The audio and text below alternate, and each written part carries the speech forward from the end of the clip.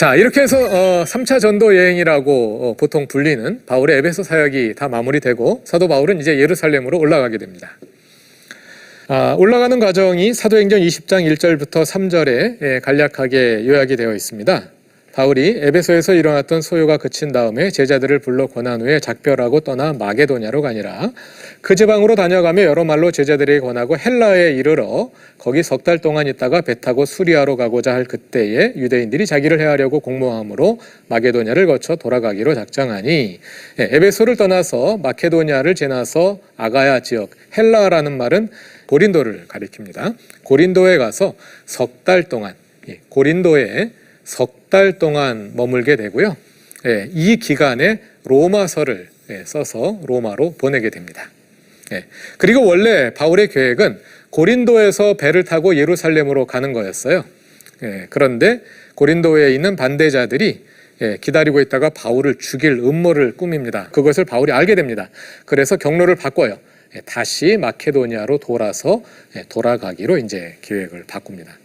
사도행전에서 돌아가는 과정을 보면 바울이 굉장히 급하게 움직이고 있는 것을 읽어볼 수가 있는데요. 그 자세한 내용을 확인해 보면은요, 바울 일행이 무교절 후에 빌립보에서 떠났다.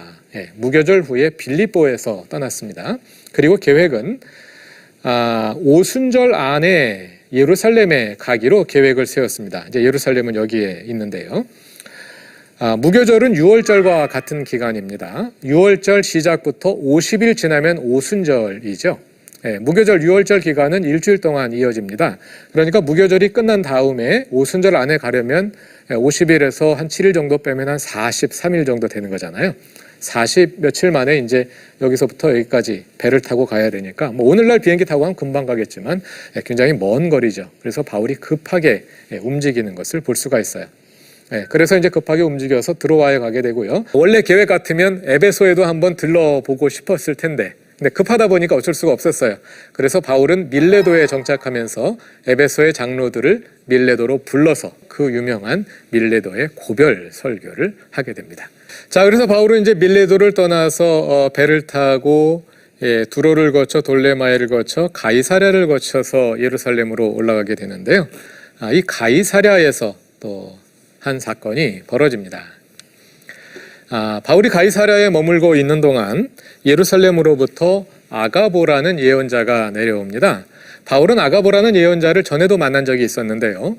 사도행전 11장 맨 뒷부분에 보면 바울이 안디옥 교회에서 목회하고 있을 때에 아가보를 포함한 예언자들이 예루살렘으로부터 안디옥에 와서 천하의 흉년이 들리라고 예언을 합니다. 그런데 그대로 이루어지죠. 그래서 예루살렘 교회의 교우들이 어려움을 당하게 되니까 안디옥 교회가 구호금을 모아서 바울과 바나바가 그 구호금을 가지고 예루살렘에 올라갔다 하는 내용이 사도행전 11장 맨 뒤에 나와요. 바로 그 예언자인데요. 그 예언자가 또 가이사랴에 다시 나타난 거죠. 가이사랴에 나타나서 또 예고합니다. 성령이 말씀하시되 예루살렘에서 유대인들이 이같이 이띠 임자를 결박하여 이방인의 손에 넘겨주리라. 이같이라는 말은 바울이 요 앞에 이제 이 사람이 어떤 행동을 하는데요.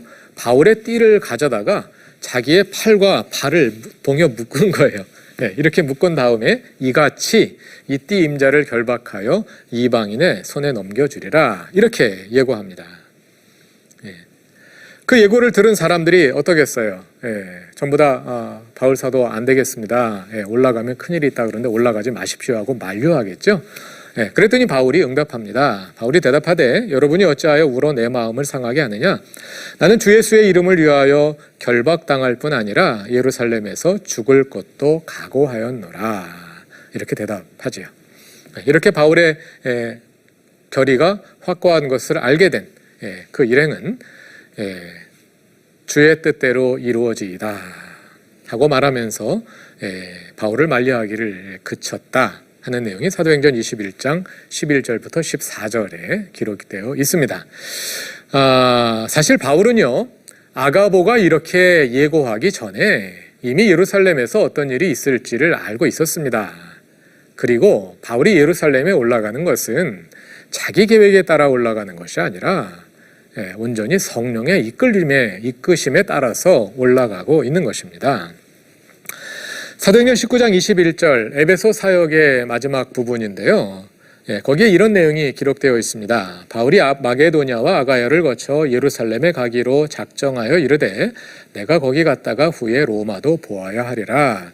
그래서 이 내용을 개역개정판대로 읽으면 바울이 예루살렘을 거쳐서 로마에 가기로 스스로 작정했구나, 스스로 결심했구나, 이렇게 읽을 수 있는 대목인데요.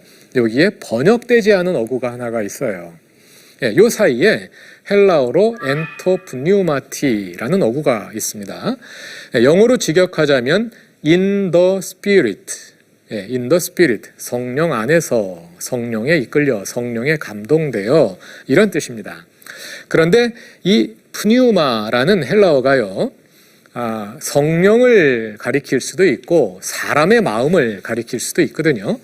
그러나 사도행전을 보면 이 엔토프뉴마티라는 어구가 여러 번 나오는데요. 그 용례들을 다 조사해 보면 일관되게 성령을 가리키는 겁니다. 이 어구는 성령에 이끌려, 성령의 주도하심, 사도행전의 중요한 핵심 주제잖아요. 그 주제를 표현하는 단어입니다. 사도 바울이 스스로 결정하는 것이 아니라 성령께서 사도 바울에게 예루살렘을 거쳐 로마에 가야 하겠다 하고 말씀을 하신 겁니다. 같은 내용에서 또 하나 살펴볼 수 있는 어구가 있는데요. 예루살렘에 가기로 작정하여 이르되 내가 거기로 갔다가 후에 로마도 보아야 하리라, 이렇게 말하는데요. 보아야 하리라, 이렇게 번역된 헬라어가 데이라는 헬라어입니다. 마땅히 뭐뭐 해야 된다. 뜻으로 보아도 내 뜻대로 가는 것이 아니라 신적 필연, 신학적으로 신적 필연이라고 말하는데요. 하나님의 뜻대로 마땅히 그리 되어야 하는, 그것을 가리킬 때 사용하는 단어이고요. 또 이 단어가 이 문맥에서 굉장히 또 중요한 상관관계를 가지고 있는 것을 확인할 수가 있어요. 사도 바울이 고별 설교 가운데서 이렇게 말합니다. 보라, 이제 나는 성령에 매여서 예루살렘으로 간다. 스스로 작정해서 가는 게 아니에요. 성령이 매가지고 바울을 이끌고 가는 겁니다. 엔토프뉴마티, 아까 그 구절 확인한 것처럼요. 성령에 매여서 예루살렘으로 가는데 오직 성령이 각 성에서 내게 증언하여 결박과 환난이 나를 기다린다 하시나. 여기서 결박은 이제 묶여서 감옥에 갇히는 것을 가리키는 표현입니다만, 여기에서 매여, 결박으로 번역된 단어가 헬라어 동사 데오입니다. 데오, 매다, 결박하다, 이런 뜻이고요. 아까 마땅히 뭐뭐 해야 한다 하는 헬라어가 데이라고 했죠. 데오, 데이 비슷하죠. 같은 동사, 같은 어근을 가진 동사입니다. 그러니까 이 매다라는 이 단어를 중심으로 워드 플레이가 이루어지고 있는 것을 볼 수가 있어요. 성령에 매여서 마땅히 가야 하는 그 길을 가는데 예루살렘에 올라가면 매이게 될 것이다. 이 매다라는 단어로 워드 플레이가 일어나면서 바울의 고난의 사명이라 할까요? 고난의 운명이라 할까요? 그 바울의 모습이 표현되고 있는 것입니다. 결국 이러한 성령의 이끄심에 따라서 바울은 올라가는 거죠. 그 올라가는 바울의 그 고백이 밀레도의 고별 설교에 사도행전 20장 21절부터 24절에 아주 결연하게 담겨 있지요. 보라, 이제 나는 성령에 매여 예루살렘으로 가는데 거기서 무슨 일을 당할는지 알지 못하노라. 오직 성령이 각 성에서 내게 증언하여 결박과 환난이 나를 기다린다 하시나 내가 달려갈 길과 주 예수께 받은 사명 곧 하나님의 은혜의 복음을 증언하는 일을 마치려 하면은 나의 생명조차 조금도 귀한 것으로 여기지 아니하노라. 이런 결의를 가지고 올라가고 있는 사도 바울입니다. 아가보 예언자가 와서 고난을 예고한다는 것이 사도 바울에게는 전혀 특별한 일이, 새로운 일이 아닌 것이죠. 사도 바울이 이미 알고 그럼에도 불구하고 성령에 이끌려서 예루살렘으로 올라가고 있는 것입니다. 여기에서 사명을 위해 생명조차도 아끼지 않는 그런 바울의 모습을 볼 수가 있습니다. 바울은 어떻게 그리할 수 있었을까요? 여러분, 사명이 귀중할까요? 생명이 더 소중할까요? 바울에게서 사명과 생명이 일치되어 있는 모습을 볼 수가 있습니다. 그것을 담고 있는 표현이 내가 달려갈 길이라는 표현이에요. 하나님의 길을 내가 억지로 가는 것이 아니라 그 길이 바로 나의 길이다. 이 길이 나의 존재 의미를 확인하게 해주는 길이고, 이 길이 바로 나의 존재를 실현하게 해주는 길이다. 이 길이 바로 내가 달려갈 길이다. 나의 길이다. 그 사명이 나의 존재의 실현이 될 때, 여러분 나의 사명이 뭐라고 생각하십니까? 하나님께서 예를 들어서 나로 하여금 음악가가 되려는 사명을 나에게 주셨다. 그럼 하나님께서 나를 어떻게 만드셨겠어요? 음악성이 뛰어나게 만드시지 않았겠습니까?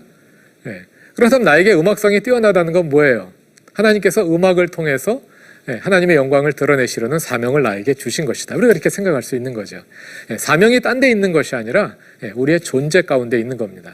우리의 생명 가운데 사명이 있는 겁니다. 생명과 사명이 완전히 일치할 때 내가 이 일을 위해 고난을 당할지라도 그 일을 기쁨으로 할 수 있게 되는 거죠.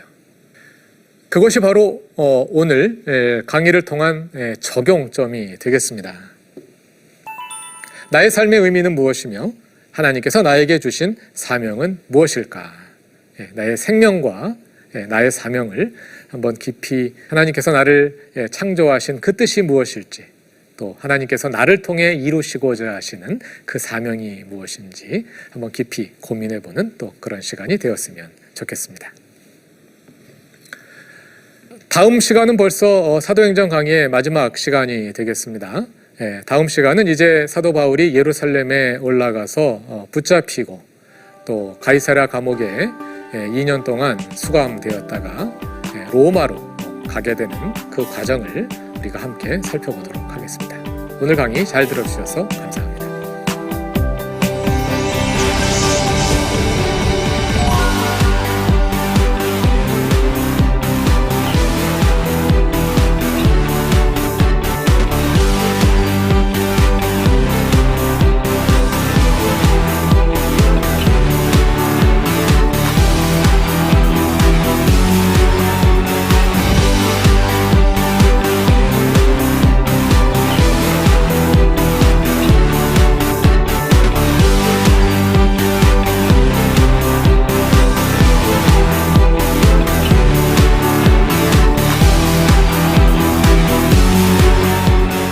이 프로그램은 시청자 여러분의 소중한 후원으로 제작됩니다.